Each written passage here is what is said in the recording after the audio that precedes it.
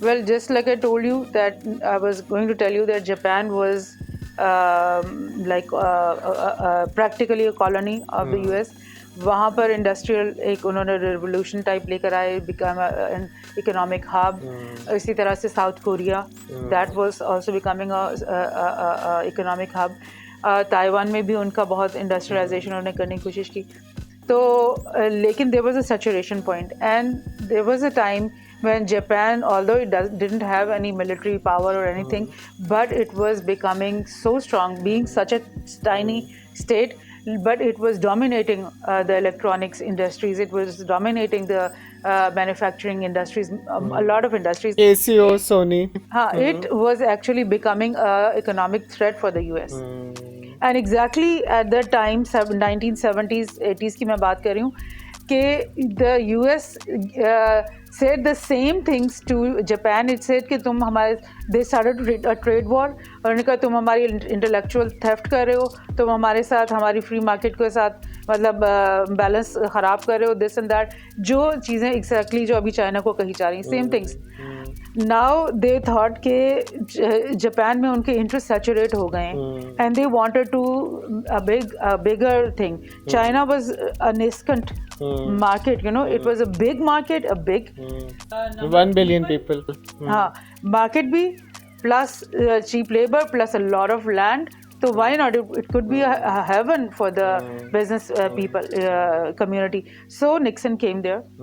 पहले Henry Kissinger आया, उसने बात की कि भाई उससे पहले they were sanctioned. You know, Taiwan के साथ थे ये लोग और totally against this Capitalism के खिलाफ थे. like they were with ROC Taiwan, and they were totally against People's Republic of China, this mainland, और इसके ऊपर total economic sanctions and all those things, and they were really मतलब starving. अब Nixon came, Henry Kissinger came in 1971, and they said कि हम तुम्हें UN की seat भी दे देते हैं और तुम अपनी मार्केट को हमारे लिए ओपन करो, तुम एक फ्री ओपन वो बनो और तुम्हारे साथ हम सारी इंडस्ट्रियलाइजेशन करवाएंगे, सारा हम तुमसे खरीदेंगे and everything. And that turned the whole thing. They become a veto power, and they become the backyard for all US industries. And it was such a big backyard that वो एक नया चीज़ ही बन गई. इतनी तेज़ी से उन्होंने तरक्की की, like every 8 years they were doubling the GDP. So within like you were saying 50 years, within 40 years I think so, they became that same problematic thing that Japan had become. But talking about Japan, I think Japan there are 2-3 things as well. There's this thing called Japanization, and Japan के अंदर ये है कि they have a really big old population and they have a really small younger population. I mean, in the schools they used to have more kids in the first, second, third, fourth grade.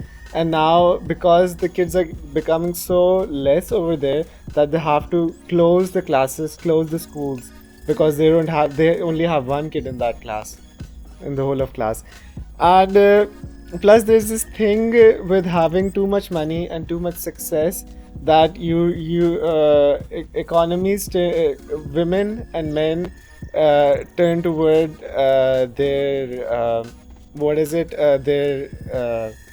what do you call it, jobs and their careers and their intellectual things, and they cannot sacrifice their time for a child, for a family. That seems like too big of stress, and they want to really excel at what they're doing. That's why Japanese people are still very good at doing business, but I think they don't necessarily feel like they want to have kids, and they think that having kids is a burden.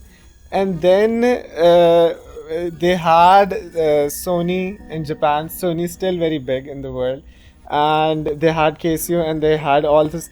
The gaming era was coming from the Nintendos, and all these games were coming from the Japanese side. But then Japanese said that why not build Shenzhen? why not build Shenzhou? That's another place. And these are places close to, I think, the Japanese or maybe the South Korean side. I don't know, the North Korean maybe. I think it's close to the Japanese. But the point is that Japanese helped the Chinese. It was just Japan and Tokyo at one point, and then their technology and their intellect transferred from that to a lot of cities in China. Because you know what happens? Ke when you become a high tech, industrialized, highly industrialized country or a zone, so the labor in your country becomes very, very high, highly paid. So now you need a backyard for your industry. अभी Japan में जितनी भी industry चल रही है उसके spare parts, उसके छोटे छोटे things, they need those things to come, raw material और वो सब कुछ के उसके लिए उनको, तो दे यूज चाइना. सिर्फ यूएस ने तो नहीं यूज किया, चाइना ने भी उसको एज अ बैकयार्ड यूज किया और अपनी सारी इंडस्ट्रियल रिक्वायरमेंट्स को वहाँ पे से किया. और वो सिर्फ चाइना में नहीं हो रहा था, वो मलेशिया में भी थोड़ा बहुत आपने देखा, बैंकॉक में आपने देखा, यहाँ पे सब जगह पे ये हो रहा था. लेकिन चाइना इन इटसेल्फ, उसकी अंदर जो एक थी ना कि वो उसकी अपनी इंडस्ट्रियलाइजेशन कैपेसिटी बहुत ज़्यादा थी. उन्होंने बिजनेसेस को टेक ओवर किया. उन्होंने पता है क्या किया?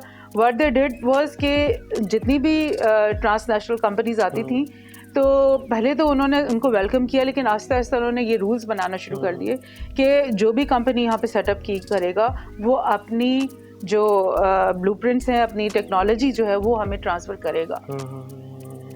And they agreed. Why? Because उन्होंने वो काम करवाना ही उनसे था और उनके लिए वो चीप था, पड़ा था, तो वो उन्होंने कहा कि ठीक है ले लो आप, हमारा काम तो करो.